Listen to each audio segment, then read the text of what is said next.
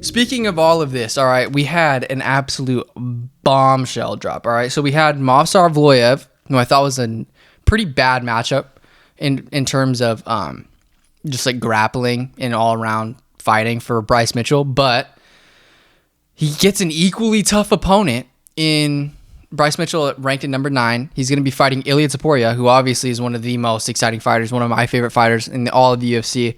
And I was just thinking, since UFC is 145-pound division is so wide open, I was thinking, bro, I honest to God don't think that it's out of the realm of possibility that these dudes are like within one fight of getting a number 1 contender fight, and then also maybe even getting an interim title shot, depending on how things go with Alexander Volkanovski.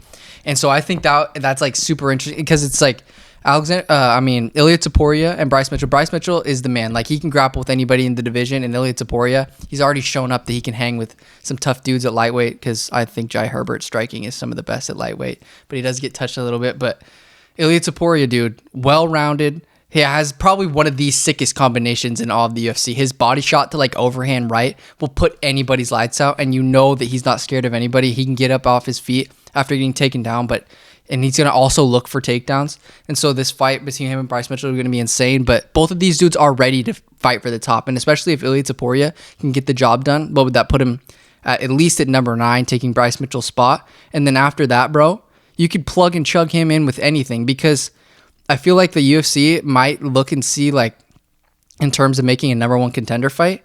I know it's tough on like Brian Ortega and Yair Rodriguez, but that's just how the world works. Is if we've already seen you freaking lose to the champ and you got some new young blood coming up, then maybe you give those guys a chance. Like, even though it might not technically be fair, it might.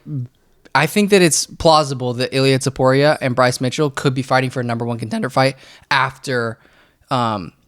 Just depending on who wins their fight, obviously. But I don't think it's out of the realm of possibility. Obviously, Josh Emmett's in there. He could get a title shot. It's tough, bro. But it's just such an interesting division, considering how high up Max is. And Max would piece up anybody in the division.